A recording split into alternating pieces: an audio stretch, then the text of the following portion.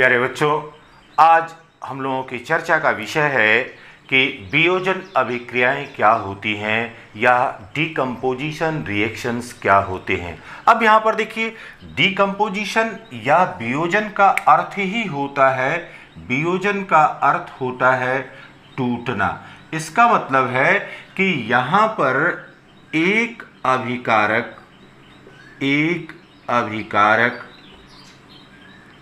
यह जब टूटता है तो दो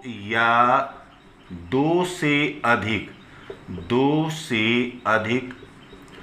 उत्पादों में परिवर्तित हो जाता है।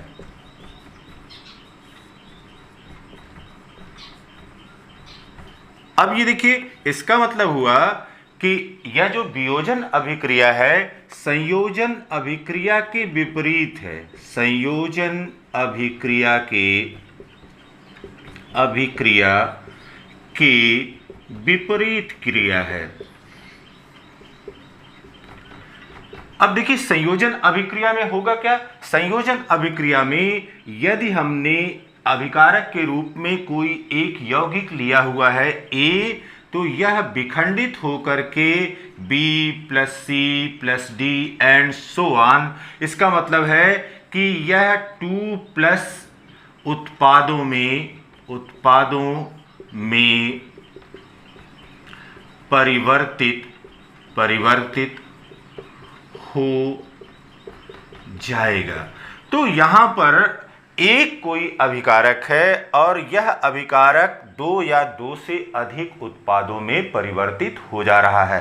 तो वियोजन अभिक्रिया ऐसी रासायनिक अभिक्रियाएं जिसमें एक अभिकारक 2 या 2 से अधिक उत्पादों में परिवर्तित हो जाता है, इस प्रकार की रासायनिक अभिक्रिया को हम वियोजन अभिक्रियाएं कहते हैं या डिकम्पोजिशन रिएक्शंस कहते हैं। जैसे देखिए, यहाँ पर AB, यह कोई एक अभिकारक लिया गया या एक यौगिक लिया गया और यह टूट करके A और प्लस B में परिवर्तित हो गया।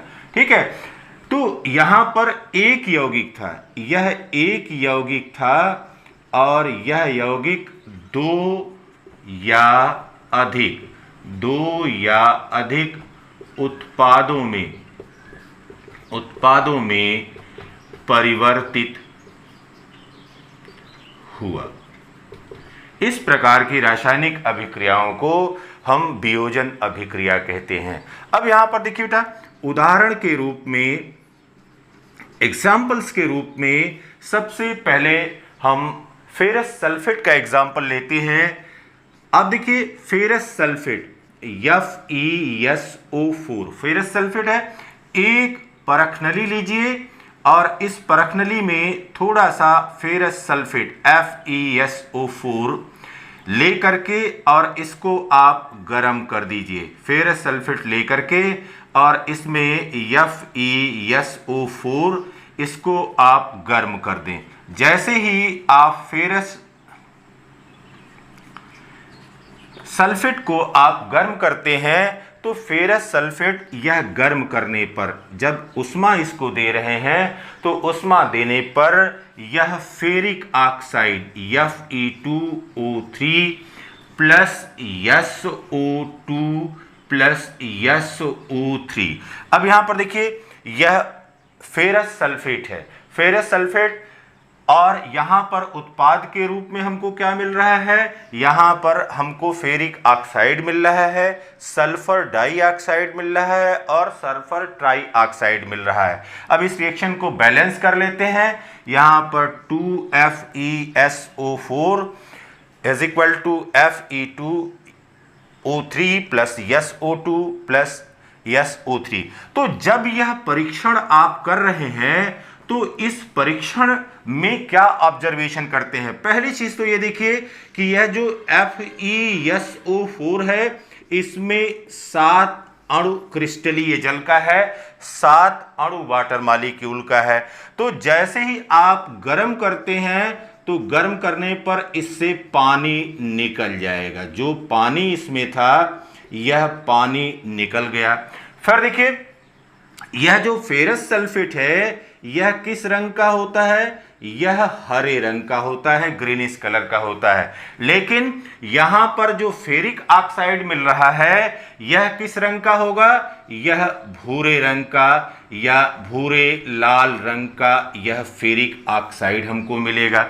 अब यहां पर जो फेरस सल्फेट आपने लिया था यह सॉलिड के रूप में था, ठोस के रूप में था। यहां पर यह फेरिक ऑक्साइड हमको सॉलिड के रूप में मिल रहा है, लेकिन यहां पर सल्फर डाइऑक्साइड और सल्फर ट्राइऑक्साइड दोनों गैसों के रूप में मिल रही हैं और इन दोनों की यह सल्फर के जलने की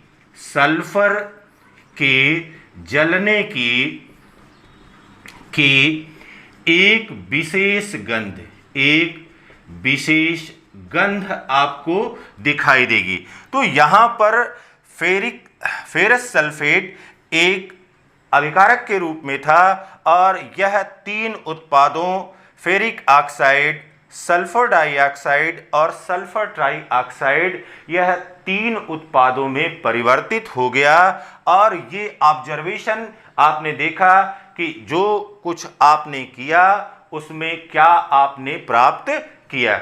इसी प्रकार से हम देखते हैं दूसरे रिएक्शन के रूप में जब हम कैल्शियम कार्बोनेट को लेते हैं। जैसे कैल्शियम कार्बोनेट क्या है?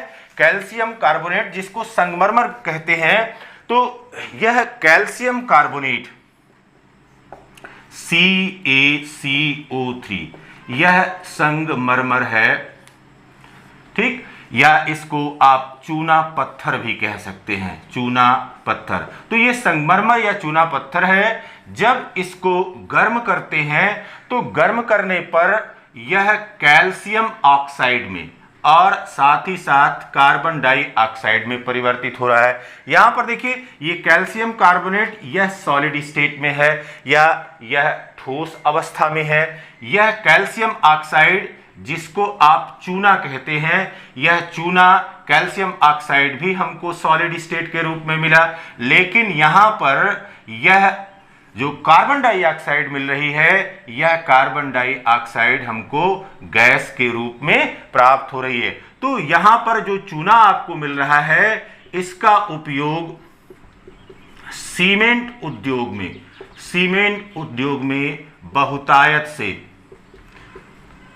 से किया जाता है। फिर देखिए बेटा, चूने का इस्तेमाल आप क्या करते हैं? खड़िया बनाने में करते हैं, खड़िया बनाने में इसका उपयोग किया जाता है। फिर घरों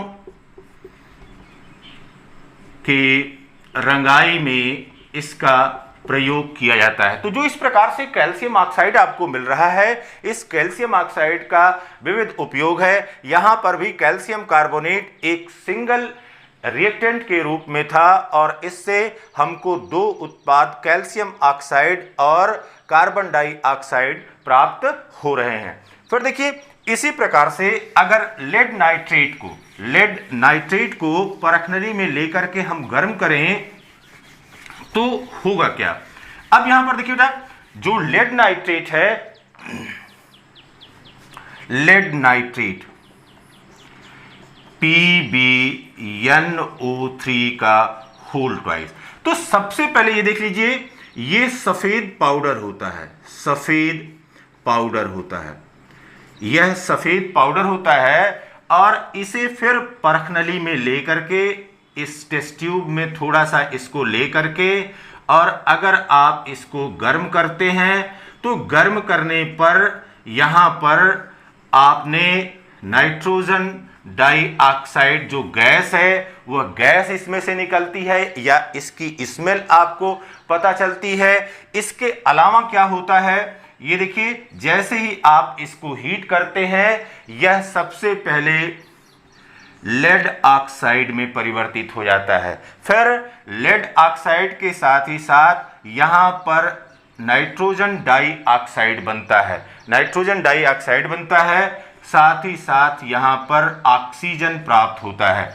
अब ये देखिए बेटा, रिएक्शन को बैलेंस कर लीजिए, 2PbNO3 का होल ट्वाइस, फिर PbO यहां पर 2 हो गया, फिर इसके बाद Na, ये बैलेंस हो गया। तो यहाँ पर सफ़ेद पाउडर के रूप में हमने लेड नाइट्रेट लिया हुआ था और यहाँ पर यह जो लेड ऑक्साइड मिल रहा है यह हमको भूरे रंग का या पीले रंग का या लाल रंग का, सामान्यतः पीले या लाल रंग में यह लेड ऑक्साइड हमको प्राप्त हो जाएगा। यह सॉलिड के रूप में होता है या ठोस के रूप में होता है, लेकिन यह जो नाइट्रोजन डाइऑक्साइड है और यह ऑक्सीजन है यह हमको गैस के रूप में प्राप्त होती है।